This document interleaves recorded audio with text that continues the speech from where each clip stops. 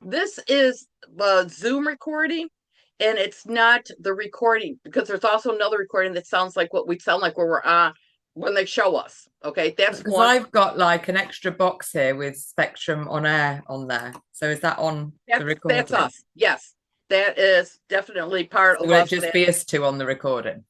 it's just going to be the two of us, and I'll show it to you when it gets going. But Spectrum on Air, it's just going to show us on there, and that's what they're going to see on the television. Uh-huh. Okay. And that's how come I've got my Spectrum on Air logo here. So we can Very see, good. well, this is XPTV, which is what we are. Spectrum on Air is the station. Spectrum on Air is the parent, and it's got the radio station and it's got the television station. Because when I went So through to the Spectrum on our website, I could see the radio, I could find all the radio shows, but I couldn't see the TV shows. the TV show, okay, what it has is that uh, when you look on Spectrum on Air, it's got right here is, hold on a second. You see where, oops, Yeah. of course, what happens is my phone goes off. Here we go. Can I see it? Can you show? Okay. Anyways, when you get on there, Spectrum on Air, they have different boxes. Get Me Radio, Radio Box, Mixcloud Live, and XPTV3 Live. Right. XPTV3 Live is the television station. Oh yeah, yeah, I see it now. It's Okay. obvious when you say it. Cool. What That's can you it. As long say? as I can find it, I can Unless you're direct people looking to for it. it. Yeah. And that's what happens to it. And there, and like I said, so I've got all these different things around me. So if I'm looking off to you a little bit, that's because I'm checking our sound because I have my sound over here so we can see that. And I am going to be turning it on because now we're SpectrumOnAir.com or listen on Mixcloud Live. Don't forget, you can listen to this radio station on the Get Me Radio platform. Download the Get Me Radio app and listen on your Android or Apple mobile phone, and a whole range of TV apps such as Roku, Fire, Android, and Apple TV. You can also listen on Alexa and Google Home devices. Just search for Get Me Radio. Download the apps and listen to this radio station on your favorite devices.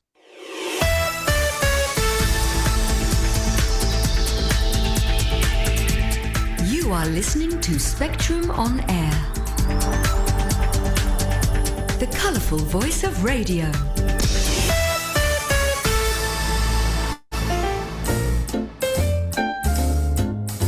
By the way, I'm changing that tune.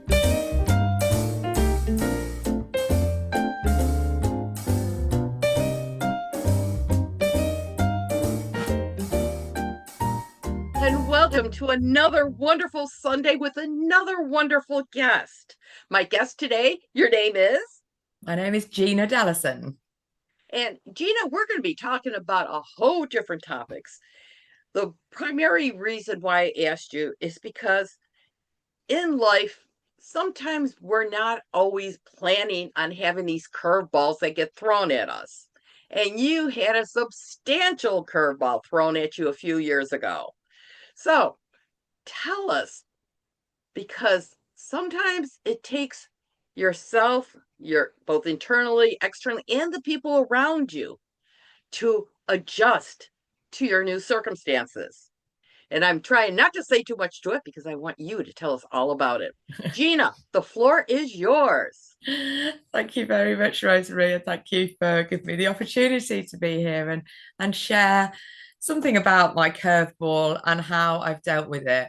And I'm hoping that maybe some of the ways that have helped me can help other people when they experience something similar, because life is a bit like that, isn't it?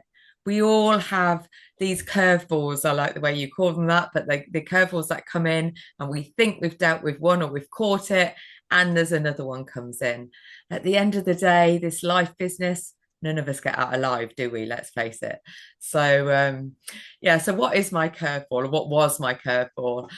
I was diagnosed with multiple sclerosis in 2009. 2009, I was in my early 30s. I got two young children, two young boys, one aged 4, one aged 2. And obviously, having a chronic illness, an incurable disease, is not on anybody's vision board. Nobody really wants that to happen to them, do they? I'm going to interrupt you one time because you and I know each other for years. But explain to other people who may not have heard the term before. What's a vision board? A vision board. A vision board is a picture, it's a vision where you can put your dreams and aspirations and goals. And the idea that is if you put it in a visual thing and you put it on the wall, then your subconscious mind gets into work to actually creating what you want in life. So it's a really nice thing at certain times throughout the year, or just whenever you feel like it, really. It's just a fun activity to do. Have a little think about what you would like to achieve over the next year or 5 years or however long, and then find pictures from magazines or the internet and stick them on the vision board. Some people do it as an actual stick and paste thing, and some people now can do it online, like places like Canva, and you can create your own. You can get creative, and it's fun, and it's amazing how many times people have put things on their vision board and then they've come into being somehow by some miraculous way. So it's, if you've never done a vision board before, look it up. It's definitely an activity worth doing. Like a New Year's resolution or a bucket list type concept? Yeah, but it can be whatever you want. Absolutely. You can start the new year with, I'm going to achieve all this in this year. I want to do these things before I die or before I'm this age. Or it can just be, actually, I want more of family, more of friends, more of parties, more of nature, more of stillness, whatever it might be. You can put on your vision boards, or pictures that say that to you, or you can paint it yourself. It's a way of being creative that gets the sort of left brain and right brain working together and helping you achieve your goals. And what's not to so in other words, you never had what you're going through right now on your vision board. Absolutely not. I might surprise you to know that actually becoming disabled was not on my vision board. And I'm pretty certain it probably won't be on most people's vision board, because it's one of those things in life that we just don't want. And until it happens to us or somebody close to us, you don't, I mean, some people might not even know what multiple sclerosis is, because although it's a better known of the autoimmune diseases, unless you've had experience of it by yourself or somebody close to you, you're not going to know, because sadly there are thousands of other conditions that other people are dealing with that I might not know about. So yeah, it's so you have multiple sclerosis. When were you diagnosed with this? I mean, was it something that you woke up one day and you didn't feel well, or was it something that was gradual? It was definitely a gradual thing. And looking back now, I was having symptoms, although they were mild, a good 10 years before I actually got the diagnosis.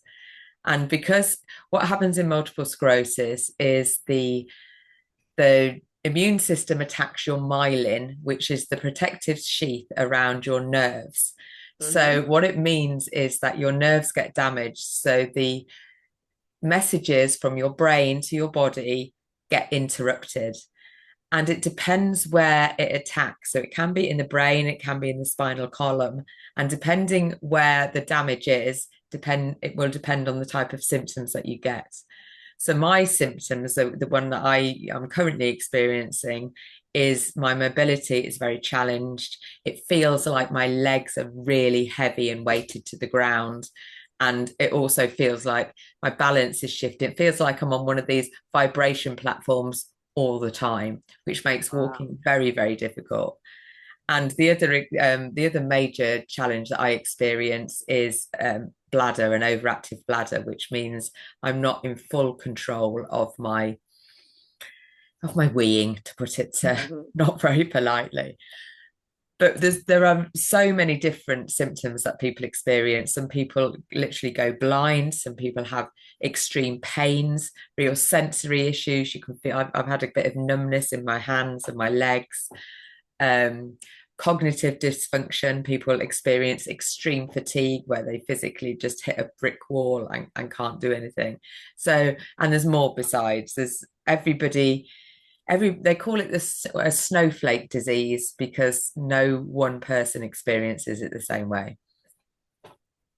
Now, you are a very active person. I am. And I know you because we both belong to a public speaking organization called Toastmasters. You want to explain a little bit about Toastmasters, then I'm going to explain a little bit about your role.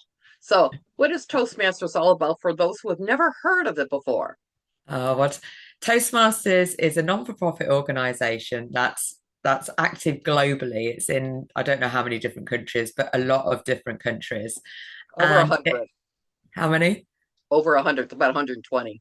Wow.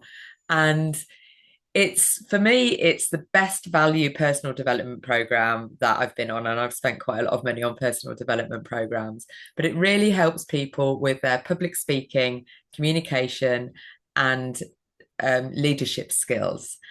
And it gives a safe space for you to not only learn these skills, but practice them. And I think that's where Toastmasters is pretty unique in the way it delivers things. And it's the cost compared to what you get out of it is just so low. It's almost ridiculous, really. One of the things, because you've been a member for a while and so have I, is have you discovered things about yourself that you didn't know that was there? Oh, like, gosh. Go ahead. I'm going to go for it. I can see your eyes rolling there. For those who are looking at us radios, she was looking, say, yes. Definitely, definitely. Every time I go to a meeting, every time I speak, and it's not just about speaking, because that was my original desire for walking in the room, really, to improve my public speaking, because I want to be speaking on stages and motivating and encouraging and inspiring people to shift the way they think a little bit. But I've also recently really stepped up into a leadership role, and that has been, well, challenging, like I said, in this safe environment, because nothing bad happens to you at Toastmasters. They can't sack you. People don't get sacked. I'll tell you what's really amazing about Toastmasters, RoseMarie, and you'll know this, so I am preaching to the converted a little bit. You get really good quality feedback, which means it really is the best place to try things and fail. Because when you fail, not only will you learn from your own mistakes, but you'll learn from other people who are there to support you and give you feedback and help you take the next step moving forward, mistake or no mistake. A lot of times they'll say things like, try it from this point of view. And you'll be surprised by just changing a word or two or a way of thinking that what you're trying to convey goes to more of the audience.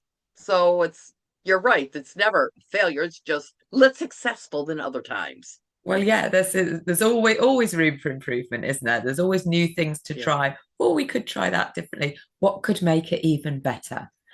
And Toastmasters is just and trying something new. I've got an idea of how I could do something. Where can I try it? Oh, I can try it in a Toastmasters meeting, because I will only get a safe space. I keep saying that place, but that is really what it is. And the network of people who are there are all got the same goal, to improve themselves and to help each other.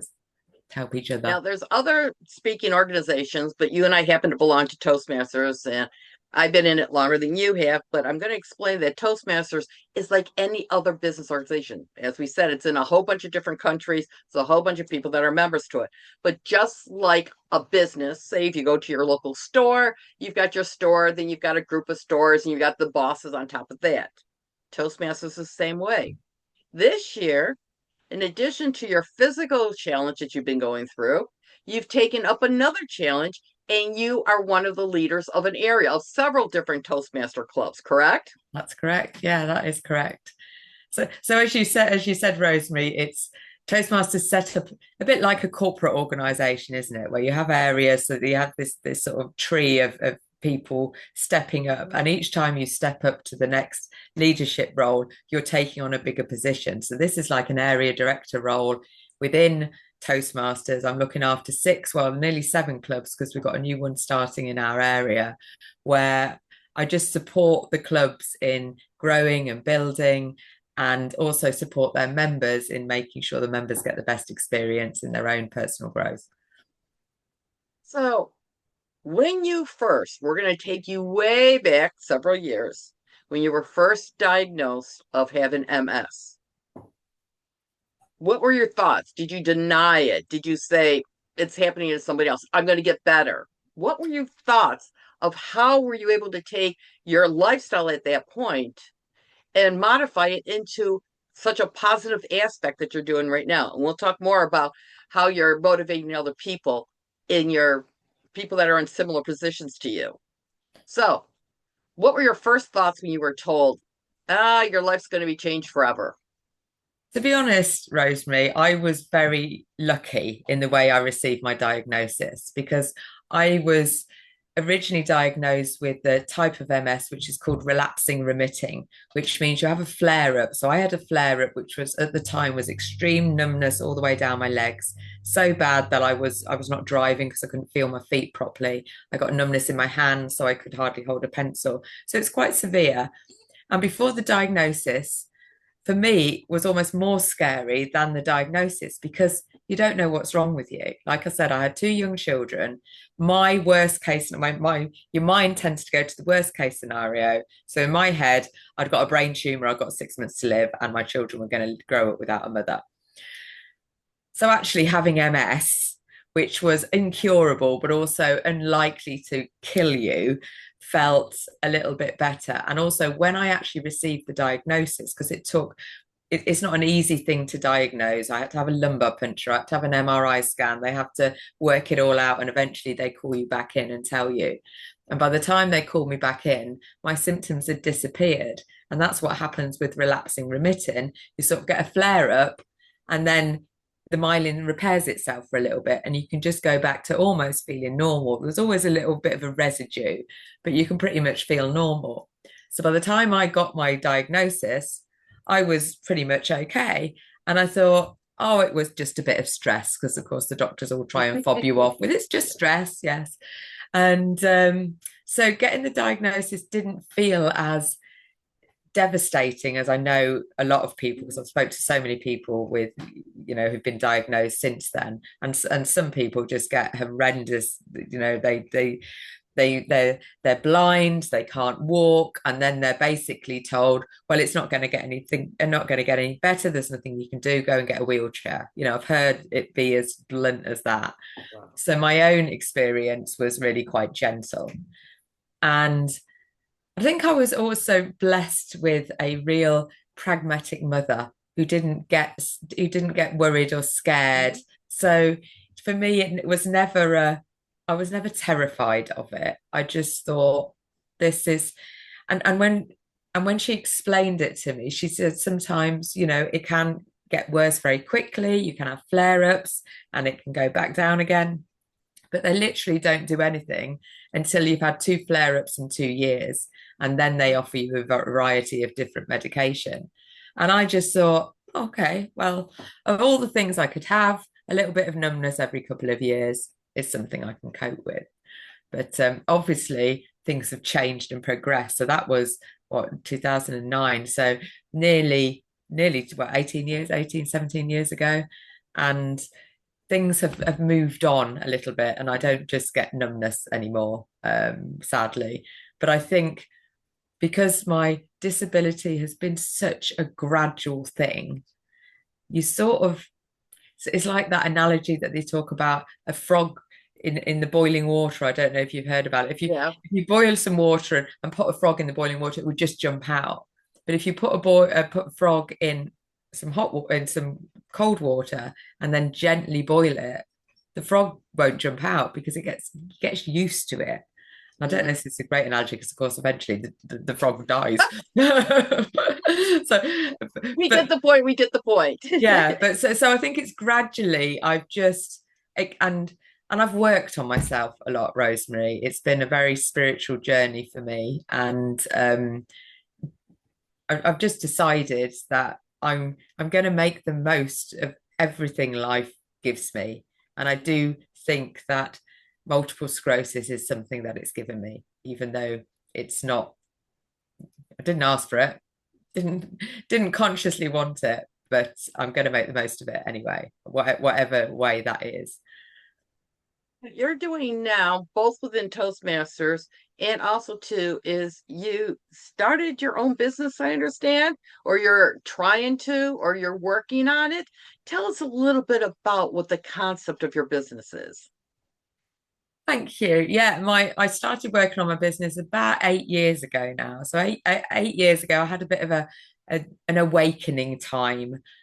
The MS, just to put it in context, had sort of been pretty dormant for a number of years. I did start taking the medication. It seemed to be working for about 5, 6 years. You wouldn't have known there was anything wrong with me. I even called myself an MS fraud because I'd got the label, but there was nothing. There was nothing you could see.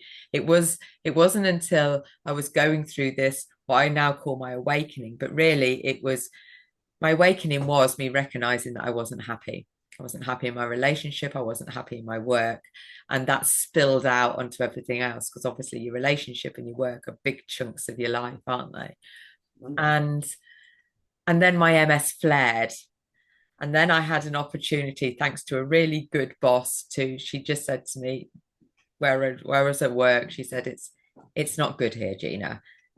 Get out. Take as much time off sick as you possibly can, because this toxic environment is making you worse.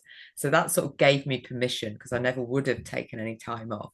So I ended up taking a year off sick, and in that year I moved out of the relationship that I was in. I had a bit of an epiphany about what I wanted to do in life. I was done with the corporate world. I wanted to stop moaning about my bosses and step in. If I thought I could do a better job, go do it, Gina. So that's what I did. And then it was like, well, what am I going to do? And eventually it came from a series of interesting little events. I had this, I'm going to life coach. That's what I'm going to do. I'm going to life coach. And I've always, I was in training in the corporate world. So I'm used to standing in front and presenting. I'm pretty confident and have been for a while. And speaking on stages is something that I wanted to do, which is why I then joined Toastmasters, because I wanted to be able to talk about my business and what I was learning and how I can help people on to a wider audience, really. If that makes sense. Okay. We're going to come back in a second. We're going to play a couple of commercials there. And then I'm going to be playing a song that I want to dedicate to you. And it is called, well, we're going to hear about it. We're going to talk about this. But in the meantime, hey, not only do I have fantastic guests on Extra Time with RoseMarie, like Gina, but there's other stations too that like having different types of people and genre. So we're going to take a minute to listen to some of those.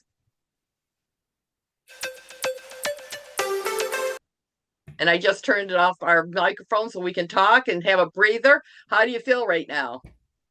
Yeah. Oh, I love it, RoseMarie. I love talking to you anyway, and I just love talking. So this is good. We've been on for about 20 minutes, so there we go. So that's a good thing about it. Playing a couple of commercials. They're playing that, which we're gonna, and then I'm going to play a song. I don't know if you've ever heard it before. It's one of my favorite songs, but it is called "Panic at the Disco" and it's High Hopes. And the reason why they say, because there's one in a million, and it definitely reminds me of you, because you're doing things that like one in a million people would be doing. So that's what we're going to come back to afterwards, after we play the song. This is going to give us a couple of seconds to play a couple of commercials, which we're doing, and that kind of fun stuff like that. Awesome. But I'm going to be having a second television show in March that's going to be all entertainment. So that's going to be fun. So we're doing a little bit of this, a little bit of that. So when are you going to start writing your book? Well, the book's quite interesting because I don't know. I haven't really, I haven't got the idea that's burning for me to write. Not yet. I think it's still formulating. Do you know what I mean? It's it will come. It will come. Well, it's interesting because starting in June, after the entertainment show I'm going to be doing is only going to be for 12 weeks because it's going to be, once again, I'm going to be doing MC work down for a festival down, the music festival. It's a Shamrock's tribute festival band. Oh, so I'm brilliant. doing music up to that. When that's over in May, I'm going to be starting a show in the same time zone about writing, publishing, and everything, and marketing and everything Oh, around the cool. world of it. Because there's so many people that are interested in that topic. So it'd be interesting to, get different people's point of views of how they Okay. do for writing and things like that. Well, So, I've actually got a friend who's a ghostwriter and editor as yeah. well. That's yeah. So she's in fact, I saw her yesterday, and because she had a bike accident a number of years ago and smashed her hands up Mhm. quite badly, and she's been doing some adaptive sailing. So I'm going to have a go at some adaptive sailing. I'm going to go along and join her. Ooh. So that's like, triggers my adventurous spirit. So I want to go out and do some. I do Oh, like. we're gonna have to talk about Bumblebee. Yeah, yeah, About definitely. talking about adapting. I was going to be bringing that up too. It's about Mm, you've some of the things that you've done to adapt to your new lifestyle, yeah, yeah. and we'll bring up. And you've got a new person or a new character in your life called Bumblebee. You can tell us about that Okay. because that's so cool. And there is adaptation. That's what you're talking about. And do motivation is sometimes you can't go the way you want to, but you need to adapt. It doesn't mean it's Yeah, any this less, is it's it. just Doesn't different. mean to say that just because the path you're ahead of you isn't what you thought, doesn't mean to say it can't be amazing. Yeah, exactly, exactly, exactly.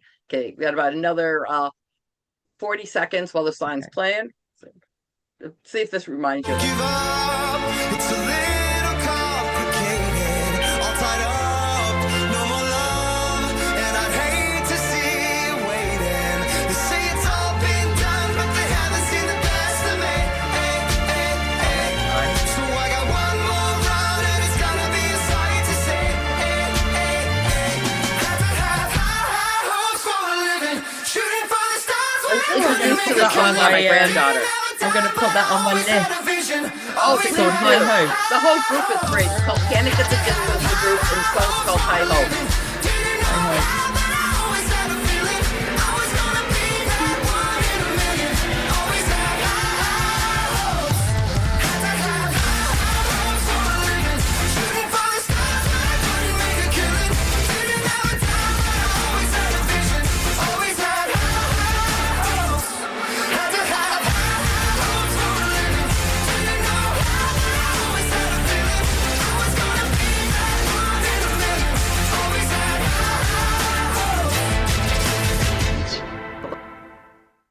I was happy to say this is the first time, Gina, you've heard this song, isn't it? It is, yeah, but it's I love it already. It's on my playlist. I'm There you putting it go. on now.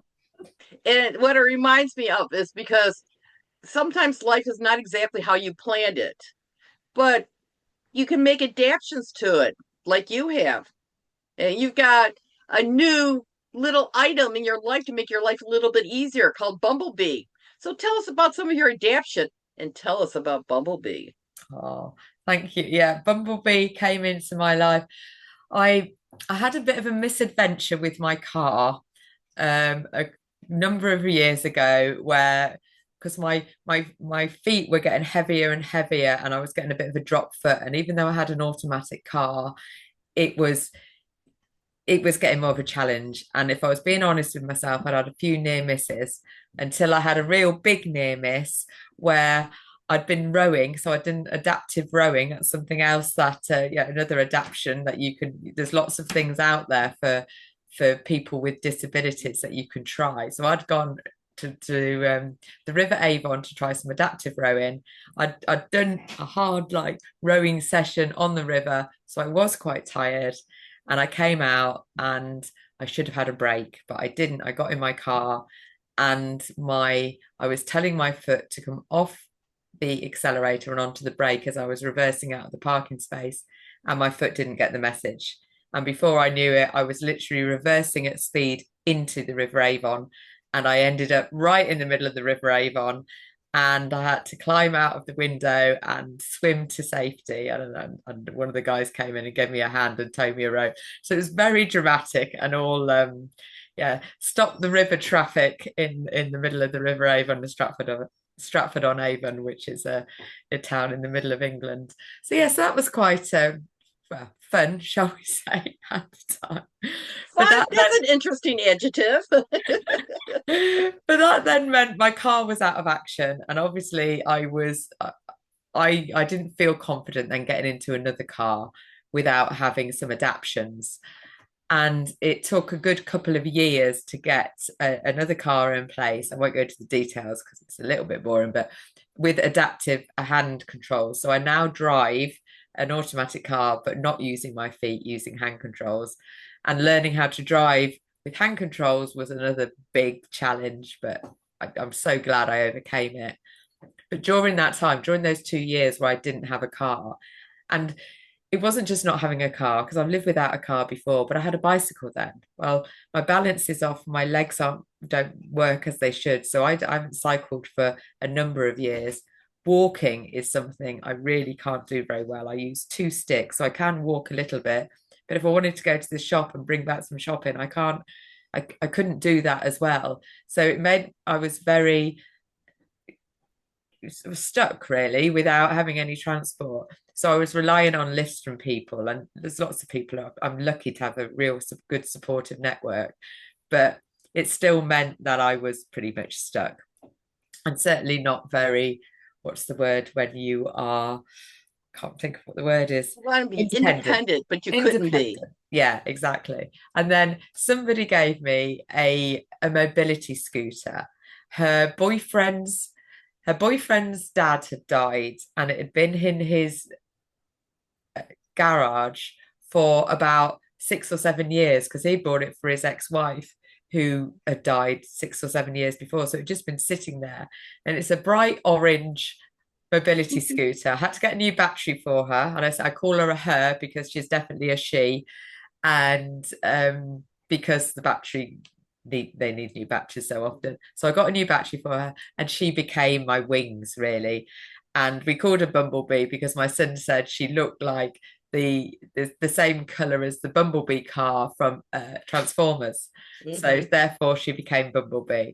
And RoseMarie's seen me on Bumblebee. Bumblebee has taken me everywhere. I've been over in Europe on Bumblebee. I've been on trains on Bumblebee. I've been on buses on Bumblebee. I've traveled up mountains on Bumblebee. I've done all sorts of things. She really is quite, I've got stuck in a few places with Bumblebee as well, but obviously always got out. So that those adaptations and having fun with what you've got, because it is a lot of fun driving a mobility scooter, and it's great because you can put all your shopping in the rucksack at the back, and yeah, it's just great to get around, and it's pretty cheap motory as well because she plugs in every time I come back, so she gets a little boost of energy so she can take me off and about again.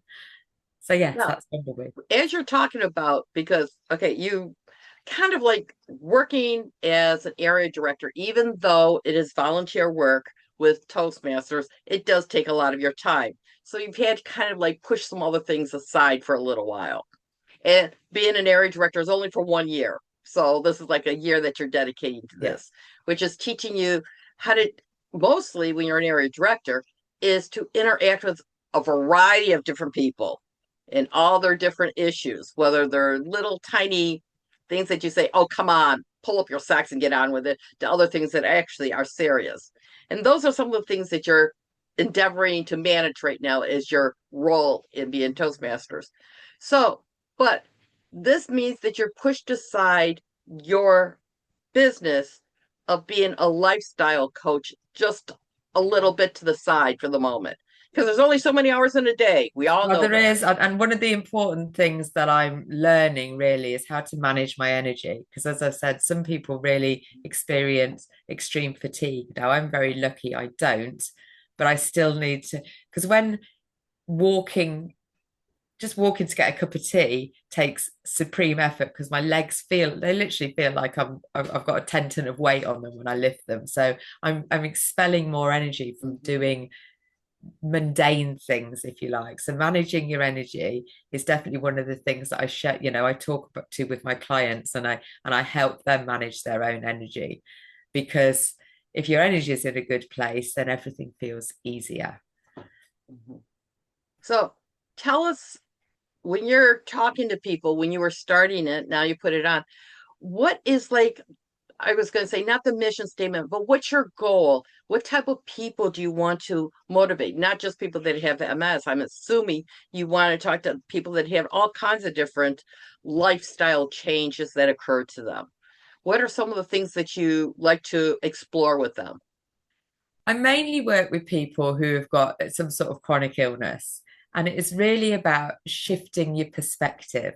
And I talk about it being a gift, and I sort of mooted about that earlier on in the conversation. And that can feel a big thing to get your head around. It's not a gift. I didn't want this. But sometimes you get gifts that you didn't ask for. Somebody might give you something, and sometimes you might have received something that you think, what's that? What's that? For example, my boyfriend got me for a birthday one time a boot taker offer. It's like, what? That turned out to be one of the best things that anybody's given me. And I'll tell you something else somebody gave me. I'll show you because I've got it here. This. Okay. Like, oh, what is this? Okay. What is that? Well, I'll tell you what this is. And this has been, honestly, for people that are looking, it's like a semicircle. Yes. So you put your cup on it, and literally I can wobble it about. This cup actually has got a lid on, but even if I didn't have a lid on it, the liquid doesn't spill. I don't know how it's sussed out, but you can almost swing it about, seriously. So for me to walk from the kitchen to my seat without spilling a cup of tea, honestly, it's been one of the challenges. That has been a game changer. Yet when she gave it me, I was like, what? And to start with, I was like, oh, that's just ridiculous. I'm not using that, until I did. So with that sort of analogy in your mind, being a bit more open-minded, what if your current, I work with people mainly with illnesses, but you can use it with anything. What happened, your divorce or your death in the family or your redundancy or whatever it is, something that's come along, like you said earlier, it's a curveball. It feels like it's knocked you off your feet. You didn't want it. It was unexpected. It's almost shutting the door. There's my pathway. This is where I'm going. The door slams in front of you, and life says, you ain't going that way anymore. And what people tend to do quite often is they bang on this door. I want to go this way. I want to go this way. It's not fair. Bang, bang, bang, bang. But the door's not going to open. But if you just take a breath, pause, just feel into your body right now and recognize in this moment, I'm okay. And then maybe you look around and you're like, oh God, there's a door over there. There's one over there. There's one behind me. Any one of them can open. So once you take your focus away from this door that's not budging, I'm not saying it's never going to open again, but maybe that route wasn't the best route for you. And I definitely feel that when I had that awakening, when the MS really flared up and started to impact my life rather than from a diagnosis to something I was actually dealing with, it was recognizing that the path that I was on was not the one that was going to bring me happiness and joy and abundance and all the things that we want. I was on the wrong path. And once I started looking at alternative routes, then I'm still looking, to be honest with you. I'm still finding them.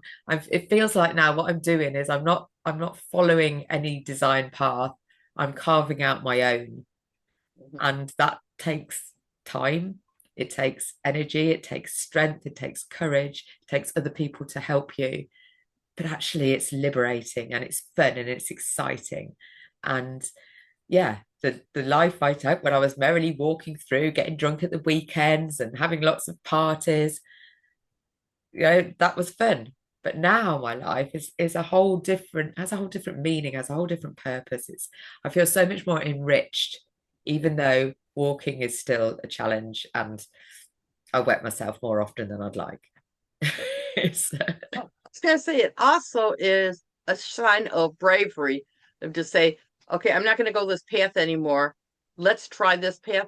And I'm not quite sure what's at the end of this path, but let's give it a shot, that type of situation. I think definitely, yeah, it is. When we step into the unknown, it's like that they talk about, yeah, taking the step of faith, isn't it? The leap of faith, Yeah. almost taking that step and the path will appear. And when we talked about vision boards earlier, we can put on, this is what I want to achieve. But my vision boards now tend to be a little bit more looser. And this is how, why do you want to achieve that thing? Why do you want that house, that car, that holiday, that job? It's because you want to feel something. So I like to go a bit deeper now. And it's like, well, what do I want to feel? So I sort of put those type of visions on my vision board and trust that if I'm taking the next step and the next step makes me feel good, then I'm going in the right direction. If I'm taking a step and there's part of me that's like scared or anxious, or then maybe it's time to just take a pause and have a look. How can I make this step easier? Is there any other doors around me that look more fun and more enjoyable than this? Do I have to continue in this job because it pays me money? Do I have to continue in this relationship because I'm scared of being on my own? Because actually, if I take a step into the field that takes you on your own, I've never been on my own before. I don't even know what that feels like. And having something new, feeling something new is scary. It is scary. So it's definitely worth taking a breath and stopping. But then what happens if it's not bad? What happens if it's the best thing ever? Yeah. Yeah. What ifs? Now, Gina, if somebody wants to get in touch with you because they'd like to have you give a motivation, or they want to talk to you, how can people contact you? The best way to get a hold of me at the moment is Facebook, I have to say. But I'm also on LinkedIn. I've got a YouTube channel. I just have a Are little you play. under your name, or do you have a business name? It's Gina Dallison Coaching. So it's very easy. How do you spell your last name? So it's Dallison, which is D for dog, A for apple, double Lison. And if you Google me, there aren't many Gina Dallisons in the world. So I'm pretty high up on the Google search. You'll find me. You'll still see my smiley face. There you go. Well, we're going to take another little breath because you covered so much territory the last few minutes, the last 20 minutes. And we're going to come back and we're going to unpack some of the stuff that you said. But once again, hey, what else does Spectrum on Air and XPTV? We are both right now. So not only can you hear us on some of your favorites channels, but now you can also see us too. If you want to know directions on how to get to see us, if you're happen to listen to us, if you're seeing us, you already know how to get here. You want to be able to figure out different ways of how to deal with Spectrum on Air, RoseMarie, Extra Time, or any of our other programs. Just hit www.spectrumonair.com or check me out on my website. And I've got little videos on my YouTube channel. It's at RoseMarie's Voices. But in the meantime, let's hear what else Spectrum on Air has available for us, because there are so many interesting shows. Not as good as Gina, but hey, what the heck, we're working on it. So who is this week's number one? Let's count down the top 40.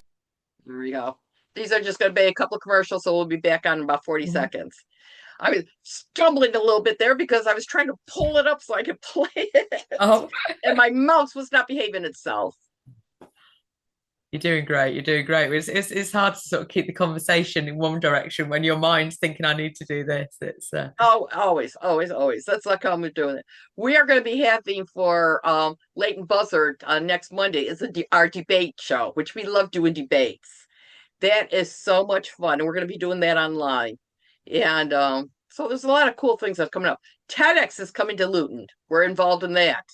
Oh, wow. Oh, no. April 15th. It's just coming up. What's your theme? Well, we've got so many things going on here, don't we, Gina? You've got a bunch of things going on, both business and personal. And also, too, is as we're talking, the two of us, be perfectly honest, we do live apart from each other. We're not like down the street from each other, but we need to get together for a nice cup of coffee. You get together with some of our definitely. friends. That's we're definitely due one of them, I think. I know. It's the only way I can capture you is to get you on here. But hey, there's a lot of good things that's happening right now. Now, if you were going to take, I said we were going to unpack things because we've talked about what currently the physical issues you're going through, the emotional issues that you've been through and you're working on, your personal business that is going to be a little bit on the low at this moment because you've taken on a role of leadership within the Toastmasters organization.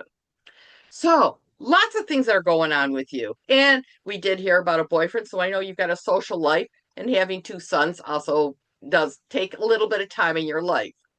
So many things are going on, aren't they, Gina? And trying to balance it all is always a challenge for everyone, especially when you have some physical issues going on. Now, I'm going to pick one thing, and I'm going to ask you to tell me the highlight of what's going on at this moment. So, in the Toastmasters organization, which, by the way, there's like 14 different clubs within this, any place of my voice, you can get some. What right now is one of the things that you're anticipating or looking forward to do with Toastmasters? I am one of the things that I need to do as an area director is to organize events. And one of the things we love to do at Toastmasters are contests. And we're coming up to contest season. This is the international speech contest. This is the table topics, which is impromptu speaking. This is evaluations, which we're amazing at. And every club will have a contest in the next month or so. And then as an area director, I need to organise an area contest. So I want to bring people together. It's the end, well, middle of March, actually, no, beginning of March it is now. Beginning of March, where I'm going to bring people together for contests, but also to do a bit of networking, maybe do a bit of training. And then I'm having a social event afterwards. So to really try and get people in the area more connected and enjoying each other's company and wisdom. So the people that are going to be competing in these contests of the areas are the winners at the various club levels, correct? Yes. So it's going to be fairly good people there. Now, to get in touch with Toastmasters, you just need to Google Toastmasters. You'll find a club near you. Contact us or contact me. I'd be more than happy to share some ideas on that. And just to tell people, you can go along and try it for free. It doesn't cost anything to go to a meeting to try it. So I 100% give it a shot. You will not be sorry. Whether you join or don't join, you will enjoy the evening. And it's each club is canceled something a little bit different to it. We can talk about Toastmasters for a while, but that's a whole nother show. Okay, second thing is in your personal business, are you actively working on projects right now, or have you put that aside for a while?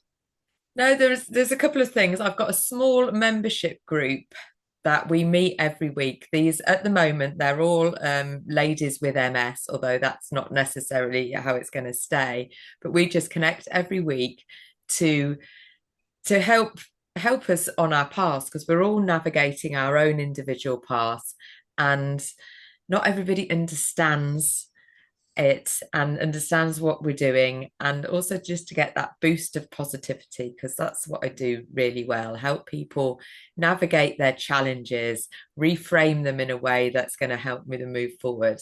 And the reason that my clients come on week, it's been going for about a year now, is because it helps to keep them on track. They know they're going to leave in a better place than when they started. So I've got that going on, and I'm all, like you said, I've slowed it down a little bit. So my marketing has sort of stopped. So I'm not adding any more people, but I'm looking to grow that group basically. But another thing that I've created, and this was over the course of becoming a coach and learning about coaching and teaching people, is I've created a beautiful little short technique. It takes anywhere between 30 to 50 minutes to actually do. And I help people get really clear on a problem or something, somewhere where they're stuck. So if they're feeling stuck and they don't know where they're going, you're banging on that door and it's not opening, then I take people through a beautiful grounding technique that sort of helps them get in touch with their future self when they've achieved what they want to achieve. And then we look backwards, and from that place, they're able to see, oh, this is why I'm stuck. It's almost like standing up on the mountain and looking and realizing, oh, there's a river in the way, but if you just walk around the corner, there's a little bridge. And this is what this technique does. And without exception, every single person that I've taken it through, and I've probably taken through about 20 or 30 people over the course of the last few years, feel elevated in their mood immediately after doing it. But what I now am going back to discover is the thing that they came to me with, have they actually had, what has changed about that? And my most recent person that I've taken through, she was stuck, interestingly, on writing a book. She'd got the first chapter into play and she'd got the outline. So she wasn't totally stuck, but she found the story that she was telling was a very personal story. She was very emotionally involved. She got family members that were saying, I don't think you should talk about this. And after our session, she just had this amazing sense of clarity. Everything became clear in her head. She was able to talk to her sister about why she was doing it. This was 10 months ago. It was in April last year. She's written the book now. It's ready to go to publish. And so I'm just quite excited about it because it's like, it really helps. So I'm now offering this as a standalone session. You can come along with any problem that you're stuck with, anything that you feel stuck with. It's just £66 for a session with Gina, guaranteed to make you feel better in the moment. And who knows what it might achieve in the long term. That's awesome that you can just, help people think of their different options. And sometimes they just need somebody from the outside to be able to look in to say, maybe this works, maybe this doesn't work, or just give you that thought that you can think it out yourself, sort of. Awesome, Gina. Very awesome. Thank you. So, what's on your vision board? What do you have planned for, let's say, the next 6 months? The next 6 months is I've got a Toastmasters conference, which is a bit of an adventure in itself because that's over in Ireland. It's in Tralee, which is in County Kerry in Southern Ireland. So physically getting there is an adventure. I'm still working out the logistics of that, and I really want to turn that into an extended holiday because I don't want to go all the way to the beautiful country and then not see any of it. So that's definitely on my vision board. I've also got a caravan holiday with a friend of mine and our dogs, which we're doing in June. So we've got a couple of things like that.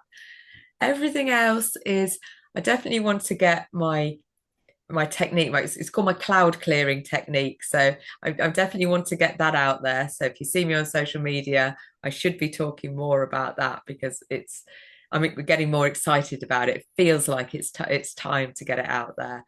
And obviously the next 6 months that will finish my area directorship, if you like. So definitely getting my own contest and connect day that I'm doing out at the middle of March. Oh, and also it's my mum's 80th birthday.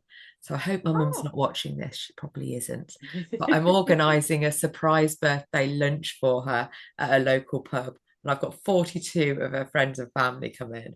So I'm just so chuffed that we I hope this is not a surprise. Well, it is a surprise. You just failed it. But Mum doesn't watch me on the internet. I think she's like, yeah, she's fine. Well, I hope she's fine. She's not watching this because I've just ruined the whole surprise. But well, if anybody does want to watch it, we will have a repeat show on Friday at 10 p.m. or 10 a.m. So feel free to check this out. Well, tell your mother to watch. How about that?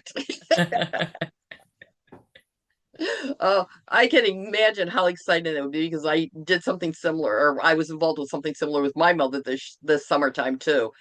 It was interesting to put everything together. That's for sure. Yeah, absolutely. And it's just, I was just so chuffed that she's still got 80. She's still got so many people in her life that, that are taking the time to come and spend it with her on a birthday. So I'm really chuffed for her.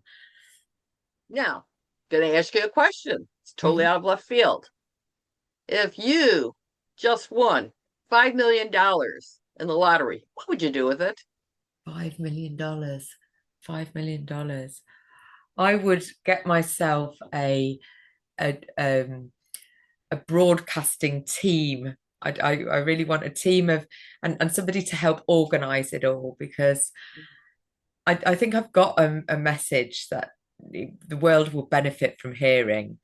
And trying to get that message on your own. Becoming an entrepreneur has been a massive learning curve in itself, and you'll know because you're entrepreneurial to the bone, and to do all the things yourself. So if I could have 5 million, I think I definitely, and I would take my kids on a holiday that I promised them years ago. But that would just be a little formulate. I think I'd get a team together to help me spend the money as wisely as possible and do the best I possibly can. But I think if we can get the message out there that actually illness doesn't necessarily have to be the doom and gloom thing, because when you're given a diagnosis, doesn't matter whether it's given in a kindly way or a not kindly way, it's given with a massive dose of fear. And when we're in fear, our body goes into fight or flight and it cannot heal.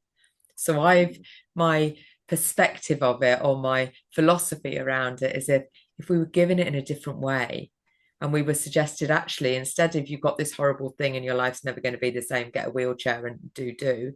Instead, imagine they said, something's happened, your body's in disconnect to your mind and your body, and your mind and your soul. If we get a bit deeper and we work out what that is, your life is going to change. It's never going to be the same, but that's a good thing, because now you're going to find your purpose, find what you really lights you up, and you're able to carve out your own path. So imagine having that as a diagnosis, instead of you've got this thing, it's got no cure, there's not really a lot you can do about it. Take these meds, they're probably going to make you feel rubbish, but hopefully you won't die from them, which is a lot of what we get told when we get delivered. When we get delivered a diagnosis, sorry, I finished my sentence because I'm getting too excited. So yeah, that's what I would really get the message out, that actually diagnosis is not necessarily a bad thing. Let's change the way that we actually diagnose people, or not even diagnose, but actually deliver the diagnosis. Mm-hmm. So yeah. Oh, interesting thing is you were saying that.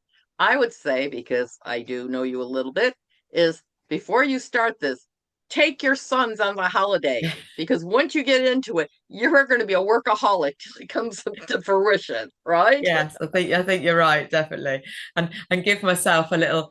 I think definitely some breath time, because one of the things I talk with my clients a lot is just breathe.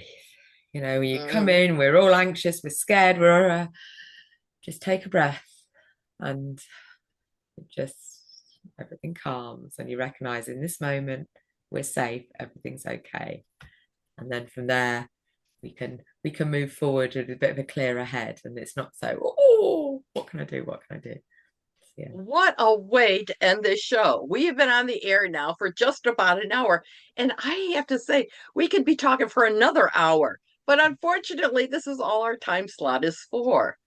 Gina, thank you so much for coming and pointing out and illustrating and demonstrating. And illustrating and demonstrating are two different things, about when things come to you, not exactly how you plan.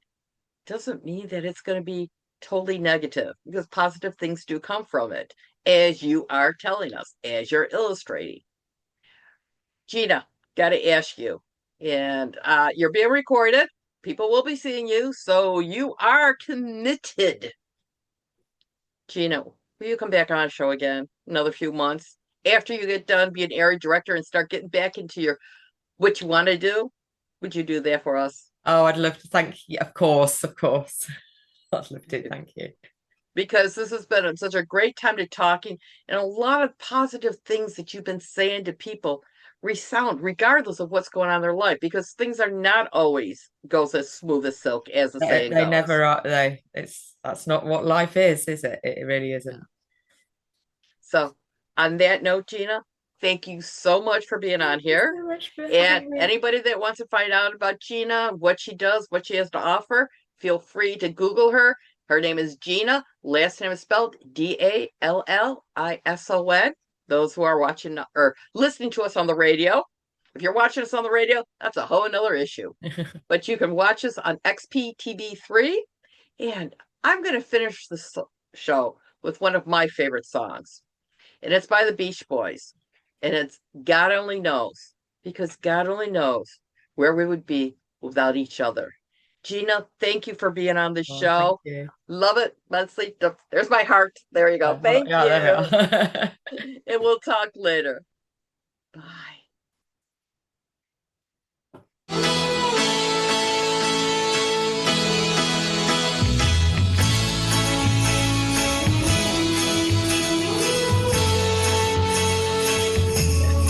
They can't hear us, but this is going to be on for about another minute and the show's going to be over. But long as there are... So, if you want to hear it, I said this is going to be my theme song to start and end with, because at the end of the year, I always like doing a new song for the next year. Cool. So it's like, thank you for all my listeners that are on here that listen to us. And so, what did you think of the show? Did you enjoy it? Oh God, yeah, it was amazing. Thank you. And the time flies so fast, doesn't it? Oh God, we don't really have a problem talking, do we? No. And we do need to get together, Yeah, no, I know it's been a while, and actually, I'm organising area visits again, so I'll be obviously coming. I'll be coming down. No, you won't. Oh, you'll be coming to Pegasus, but yeah, because now I'm mostly in Luton because I'm the president there now. Oh, okay, yeah, but what I mean is I'll be coming Milton Keynes, so definitely. Oh, yeah, you're going to be making okay. Yeah, so I'll link that in. I'll let you know when I'm sort of, I might do that later on today actually, so when I'm going down, and see if you're available for a spot to eat or a coffee or something. That'd be really nice to catch up. We can always do something like that. And also too is like I've got that thing going on the 29th for people that are interested in learning how to speak at contests. I'm not going to be teaching about judging. I'll put that out there. I've put it on my calendar. You did that. You don't have to attend. I mean, I'm just doing it. It's mostly for newbies. I put it on my calendar. So, because at the moment I've not got anything on, so I just thought I might be quite interested. Well, that's how come it's so good, because it's the 5th Thursday of the month, and a lot of people don't have things going on the 5th week of the month. Yeah. Okay, we gotta leave because we are all done. Right.